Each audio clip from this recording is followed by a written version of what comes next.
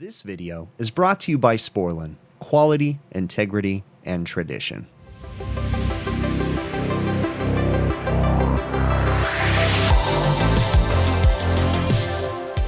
Today's call is a kitchen AC not working. This is a carrier package unit.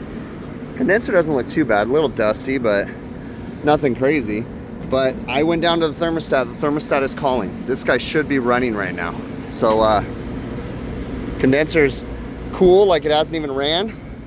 Before we shut off power, we're gonna open this up, have a look in here and see if we can find anything. Not a good sign. There's no display on the Jade controller. So let's go ahead and start by checking three-phase power. So 2 legs there, 1 leg there.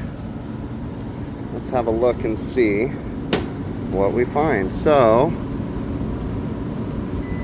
207.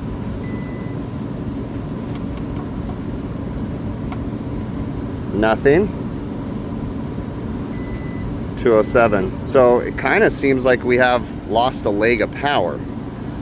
Let's go ahead and shut down power now. Open this guy up. Check and see if we possibly blew a fuse. What's going on here? Why is this so difficult? There we go. See if we blew a fuse in here. Oh yeah, look at, you can see that fuse overheated, the top of it. So it looks like we're gonna have a bad fuse possibly. Let's get in here and test it. So we'll go into the top of the disconnect switch, confirm we have proper power. 206, the batteries are dead on my meter.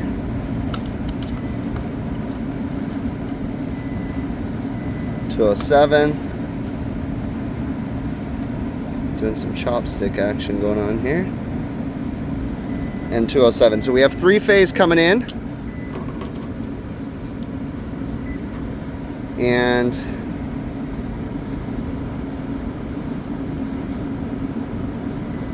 bad, or good. Good. Bad.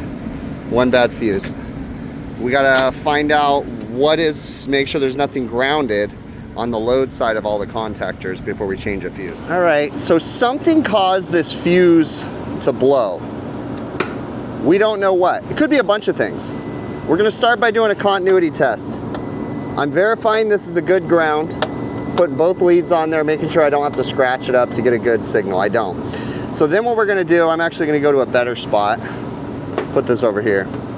And what we're gonna do is, actually, we'll go right there.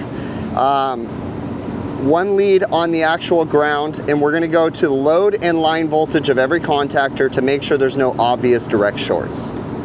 Nothing, nothing, nothing, nothing, nothing, nothing, nothing, nothing, nothing, nothing, okay? Over here, blower contactor. Nothing. No direct shorts to ground that are obvious, okay? So compressor isn't acting like it's grounded, motors aren't acting like they're grounded, so what would cause this fuse to blow? It could be an intermittent rub out, it could be something as simple as a bad capacitor. Sometimes a bad capacitor can cause the motors to overheat. It could be a lot of things. So next thing is I'm gonna spin the fan motors. So just grab something. I just got a thermometer right here because it'll reach down there. It spins, it's free spinning. Don't see anything wrong there. So that seems okay. The other thing we're gonna check is the capacitor. We're gonna go ahead and pull the capacitor out and test it. Make sure it has the right microfarad reading. In fact, this is where my meter might become a problem because my battery's dead and I need to go get one from the van. Well, we don't have to pull it out, actually. All we got to do is pull these guys. So there's one. There's one.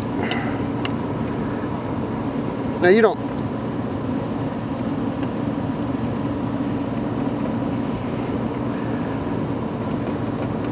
Hold on. This guy wants to be a pain.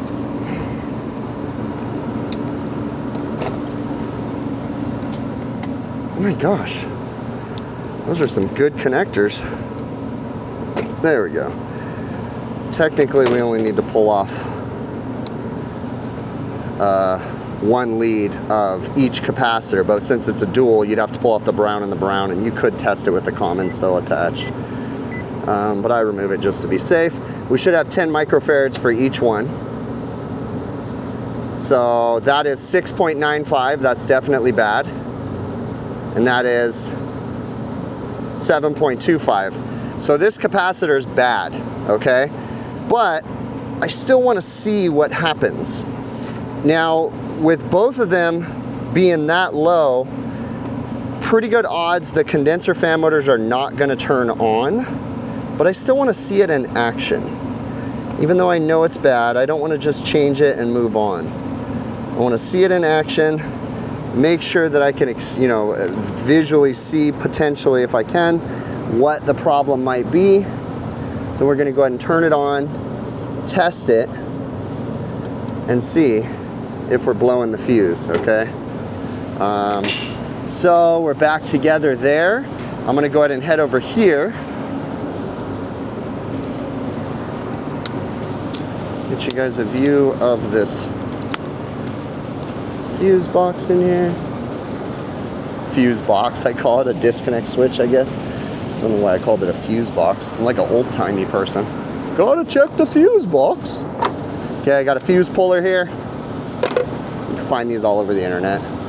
I always leave spare fuses in here for the next guy.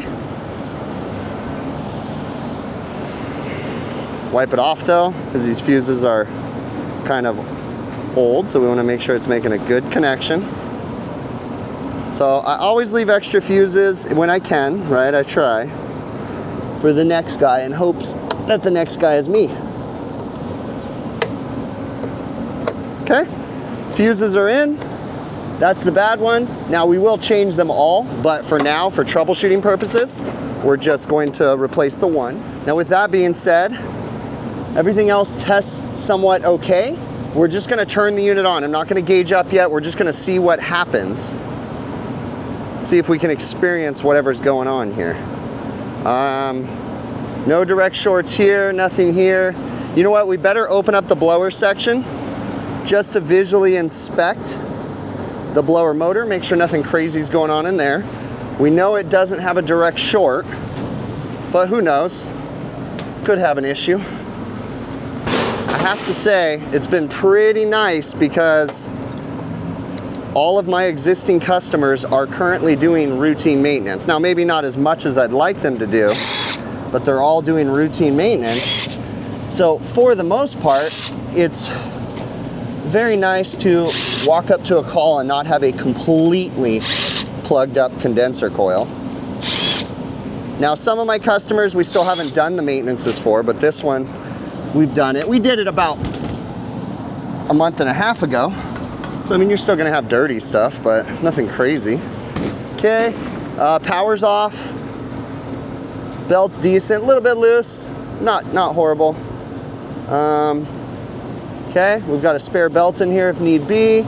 Don't see anything wrong, it spins. Nothing crazy, nothing jumping out at me as this is a problem. Okay, so I'm happy with that.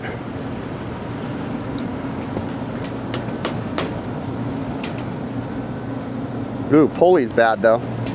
Motor pulley's bad. Probably something we brought up to him when we did the maintenance. I'll have to see. When we did the maintenances, it generated so much work that we haven't even gotten to it all, which I guess that's a good problem, right? Every maintenance was like, this is wrong, create work orders, and then summertime hit and we got busy, so it's like we haven't really gotten to all the maintenance work orders, but that's some job security right there because we got lots of work, so I'm thankful for that. Like I say all the time, I'm super stressed out in life, lots of stuff going on.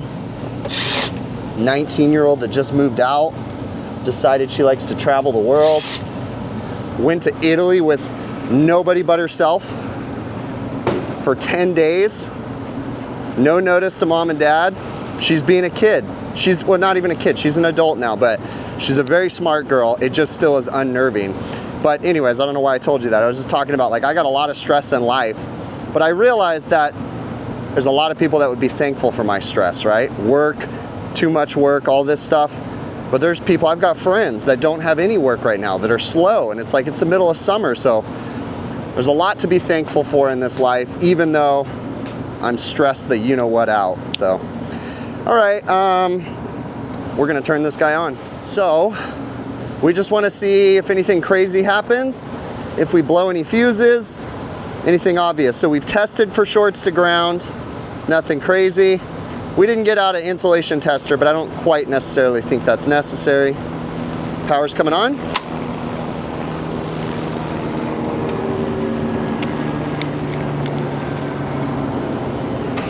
One, two, blower's running. The only thing that's not running is the condenser fan motors. Let's go ahead and turn them on. We're gonna jump it out. So I'm gonna go R.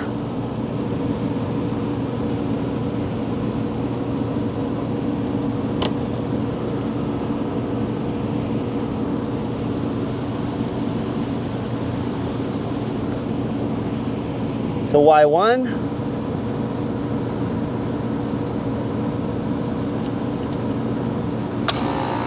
Condenser fan motors are starting and they're running, but let's test current.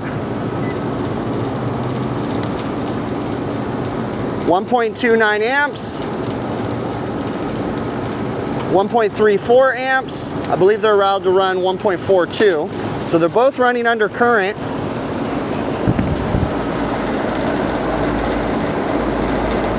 Verifying the current draw. Yeah, 1.42. Okay, so we don't want to leave it running like this because we got a panel off, right? Everything's going to be a problem. But everything's running, okay? So we're not going to physically see this problem. But with those capacitors, as low as they're reading, that is a problem for sure. So we're going to go ahead and power it down. It's possible that those capacitors could have caused an issue as it heats up, as the voltage drops. This location is notorious for seeing down as low as 190, 180, well, lately we've been seeing 190, 188 volts, and that could be a problem. So we don't know what else is going on here. So at this point, I'm gonna go ahead and replace this capacitor, and then we're gonna probe up on the system and check every other function and see if we can find something. I mean, that's kind of a bummer. I was hoping to prove the problem, and the capacitor's low, which could cause problems as the voltage drops and as the motors heat up. It could be making it harder for them to run, but I still never found a dead giveaway that caused this fuse to blow.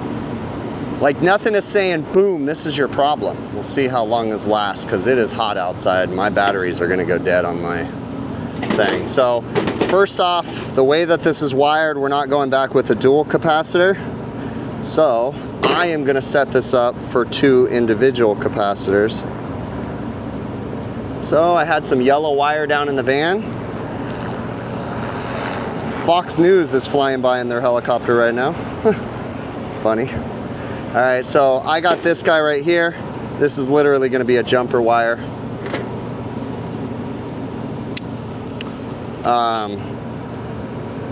I don't always get to be perfect and have the right colors, but since the common is yellow and I had some, might as well use some yellow wire. So then it all makes sense, right? Okay, so what we're gonna do, we got 2 individual 10 microfarad run capacitors. We're gonna take this big giant strap out, eliminate that, and do 2 individual straps.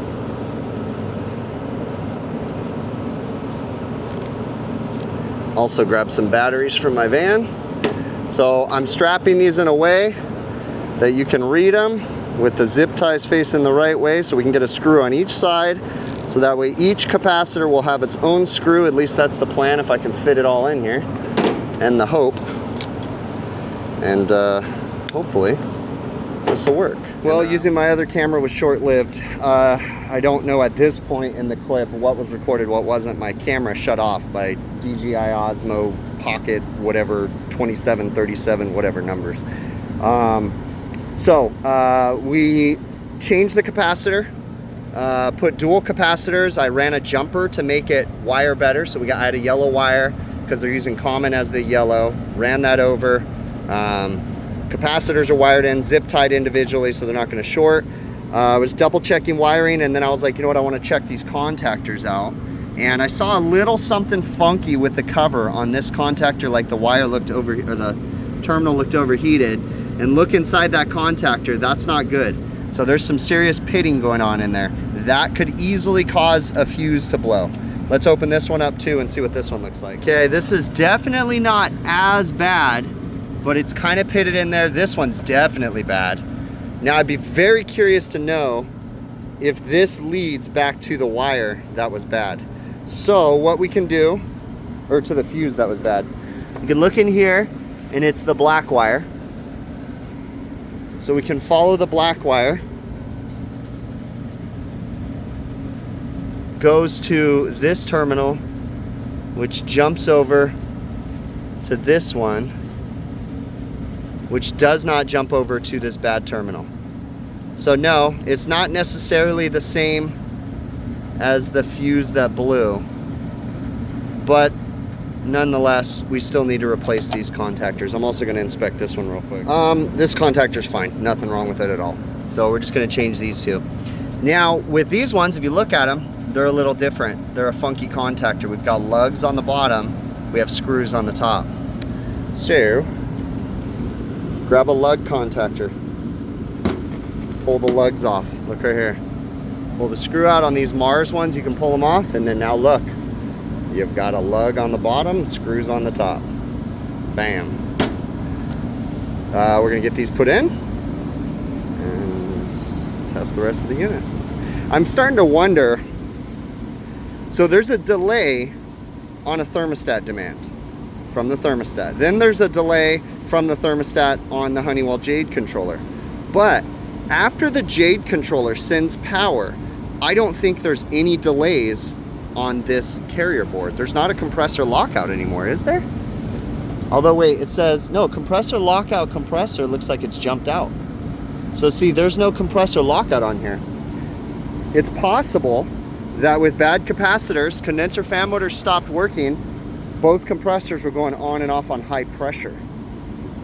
Let me know in the comments, do you know, does this unit constantly restart? I can test it once I get it going. But does it constantly restart on, off, on high pressure? Because if that's the case, that would cause a fuse to blow too, possibly. And that would also cause these contactors to burn like that. On, off, you know? Very good possibility. In the sunlight, it is 106 degrees. It's 9 in the morning, August 22nd. It's gonna be a warm one today. I'm ready for the hell that's about to break loose. I'm just about done with this guy, so. All right, we are all probed up with Measure Quick. The app that I'm using is called Measure Quick, and I'm using the Fieldpiece JobLink probes with it. So you do not technically have to use the Fieldpiece app with the JobLink probes. They actually work with the app called Measure Quick too. It's the whole thing. It's just, look on the app stores, Google and Android, you can find Measure Quick. There's paid and non-paid, all that stuff. All right, contactors changed, rewired, double checked, capacitors installed. All the fuses have been replaced. 3 new fuses. The other one's back down as spares. We're gonna test my theory because I can safely take off the high pressure control right here later. Once we get the unit running, I can simulate high pressure, then put it back on and see if it immediately restarts. Because if it does, it's a very good possibility that's why the fuse blew.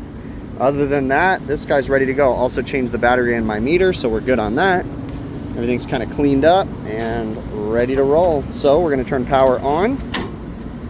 Okay, wait for the startup, and then if I have to, I'll jump it out and get it all running. All right, I'm over here in the shade because everything's overheating right now. So the AC is actually seeing about 96 degrees, but in the sunlight, that's where I was reading that 106 with my thermometer. But you can see I kind of have the thermometer right there, just getting airflow into the condenser. It's about 96. We're slightly elevated on the first stage head pressure, but system vitals look pretty darn good. Superheat's a hair on the low side, subcooling's not too bad. That's what I'd expect. Temperature split's about 24 degrees. That's crazy, not crazy. Let's go to second stage. We got airflow is pretty decent for the unit. A little bit on the low side, but nothing crazy. Superheat, we're on the second stage now. Superheat and subcooling are looking pretty good. Pressures look pretty good. So I don't really see anything wrong with the unit as it stands. Operating pressures seem decent. We're a little elevated. We probably should go ahead and rinse that condenser, even though it doesn't look too bad. There's a little bit of lint and stuff on there. So we'll probably give it a rinse before I leave. But other than that, I mean, that's only on the first stage. You see we're just slightly out of the target area. Discharge is not too high. I mean, everything's pretty darn decent on this unit. Yeah, definitely pretty decent. So, delivered capacity is, let's see, delivered capacity is where it should be. I moved it over to second stage to see the true delivered capacity. We should be delivering 117,000. We're currently delivering 121,000. We don't have a very big latent load, but we have some.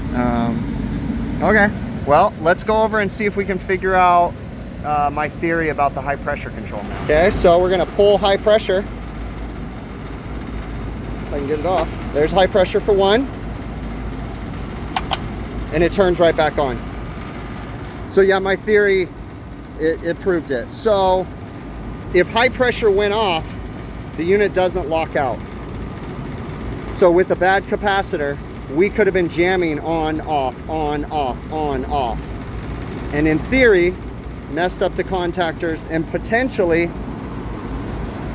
blew the fuse. So there's a lot of single phase stuff in here. Ooh, that was a leaf. I thought something was sparking. It was all, but it was a leaf blowing out the condenser. So in theory, it could have just simply been the bad capacitors causing the condenser fan motors not to work, causing both compressors to go off on high pressure, causing high pressure to go on, off, potentially causing contactors to go bad and the fuse to blow. So that's my running theory right now. We're gonna watch the unit operate for a little bit longer. All right, so we definitely are gonna rinse that condenser. The other thing though is the coil cleaning was done like a month ago, I think, I don't know. But the filters haven't been changed since March. The other ACs are plugged. I could only imagine how dirty this one is. So let's open this up and look. Look at that.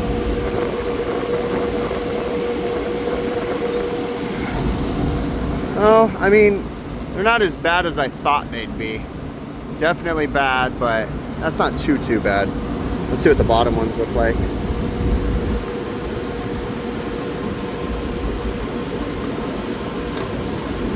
Bottom ones are about the same.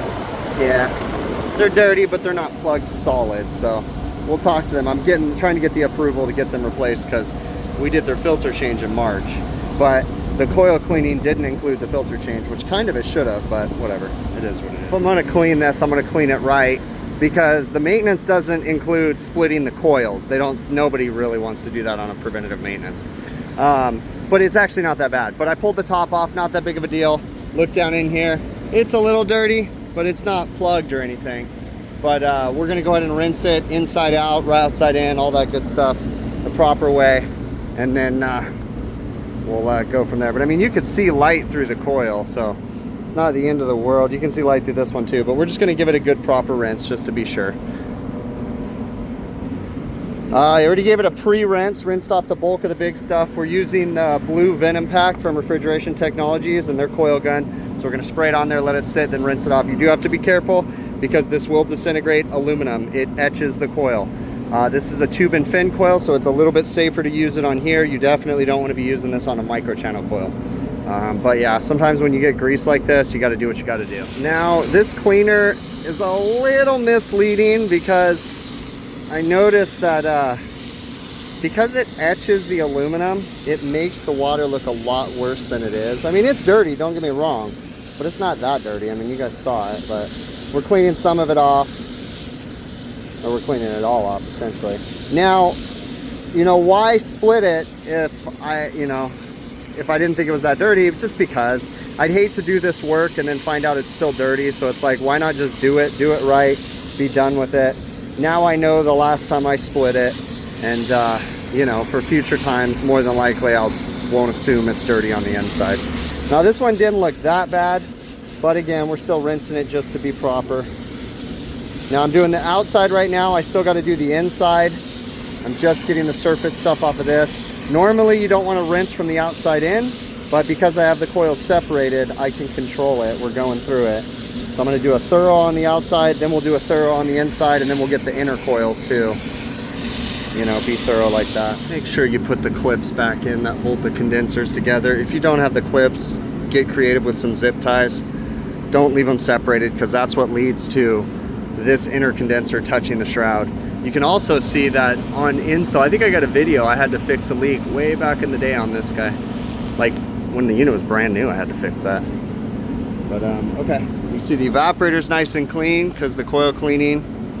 Again, the outer condensers, it's been a month, so they just get dirty. It's just what happens.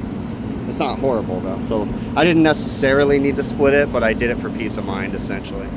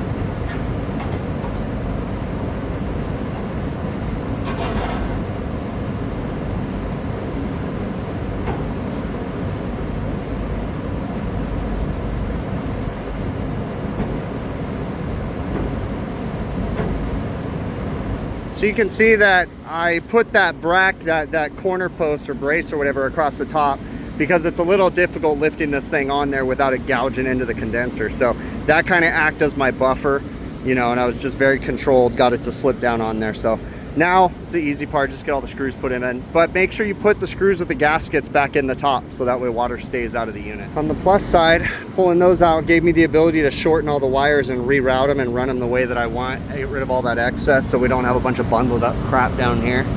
So now we're good. All right, we're gonna turn this guy back on and see how it reacts to a much cleaner condenser. And hopefully that fixes our problem. All right, it has been running for about 10 minutes. I don't know if that's enough to dry this out or not. Let's go ahead and look at our first stage. All right, so this is the Measure Quick app. It just consolidates all the data. You can use it for troubleshooting too, but not really for package units and refrigeration. It doesn't really do good on troubleshooting for that. And it only knows what you tell it, essentially. So it only knows the subcooling's this if you put the probe in the right place. I'm on discharge pressure, so that's not a completely accurate subcooling because there is no liquid port, right? So anyways, all right, on the first stage our targets are good, but the question is, it's 102 outdoor, 101 outdoor, liquid line's 105, so you always want to make sure your liquid line is more than your outdoor temperature on a refrigeration system, as long as it doesn't have any weird subcoolers or anything. That's going to help us to indicate that we have a dry condenser. If it was cooler, you know, then outdoor air temperature, then that's a problem, maybe indicating a wet condenser. All right, so 106 liquid, 102 outdoor. Go to second stage. Let's verify that one too. 101 liquid, 102 outdoor. So we might still have a wet condenser for the second stage. So we're gonna give it some more time to stabilize out. I actually had my outdoor air probe sitting when I cleaned the condenser. I moved it, so it was kind of in the sunlight. So I just moved the outdoor air probe. Outdoor air temperature is about 97 degrees, not in the sunlight. Liquid line temperature for second stage is 100 degrees. Liquid line temperature for first stage is 105 degrees. So yeah, we're doing pretty darn good. We're slowly creeping past. It's so weird. So you notice now we're outside of our target, right? Because sometimes you got to move your probe for the different stages. So this is too much of the shade for the first stage. You need to kind of find your happy place, because it's kind of, you know, difficult. And that happens on the Linux units sometimes too. The second stage might be the inner condenser on this one. So, you know, like Linux, sometimes it'll be cooler over here for the other stages than over here, you know what I mean? So it just depends on what stage you're working on. But now my target's moving back into the range. So we're doing good though, bottom line. First stage, we're looking good. It's gonna move the target a little bit right now, and then it'll be better in the numbers.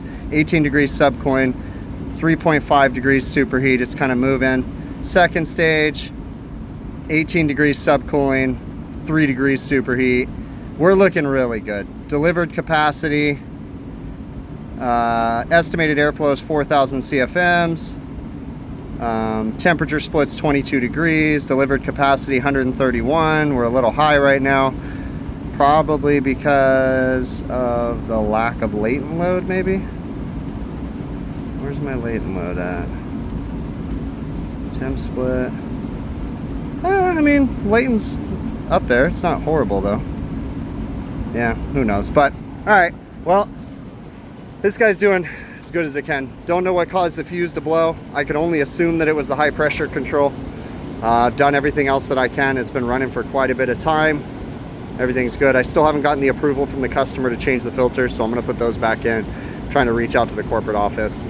The on-site management can't approve the filters, so. But it's funny because I'm allowed to fix the unit, but like when it comes to like maintenance stuff, they want to like follow their regiment. You know, we got to make sure we follow all the rules, kind of a thing. Yeah, so that's it. When it comes to these, we never know what we're going to run into. We never know what it's going to be. Luckily, we've done a lot of maintenance at this customer, routine maintenance, coil cleaning and stuff, that the coils weren't absolutely hammered, right? But it still was a little bit dirty. So I went ahead and cleaned it, and just because the coil cleanings doesn't include splitting the condenser, I went ahead and pulled the top off and split it just to be sure. But in all honesty, once I pulled it off, I realized it wasn't that bad. Okay, probably could have gotten away, but there's nothing worse than cleaning it than finding out you still got to pull it apart, right? Then you wasted all that cleaner. So didn't take me but a half an hour to pull the top off, knocked it out real quick, made sure we're 100%. Unit's running a million times better. We can only assume that the fuse blew because it was jamming on and off on high head pressure, possibly because of the bad capacitor. You know, that's kind of like my educated guess, as best as I can say, because I'm not seeing any other issues. The last thing I'm going to do before I leave is inspect that disconnect switch, but it's a fairly new disconnect, so I highly doubt it's a problem, but I will look into that just to make sure. Other than that, that's it. We do our best to take care of the customer as best as possible, even when it's crazy hot outside. Today, it's not even the hottest part. It's only 11:45 in the morning now. So it's gonna get a lot worse as the day goes on. But, you know, up on this roof, probably be 106 to 108 in the shade.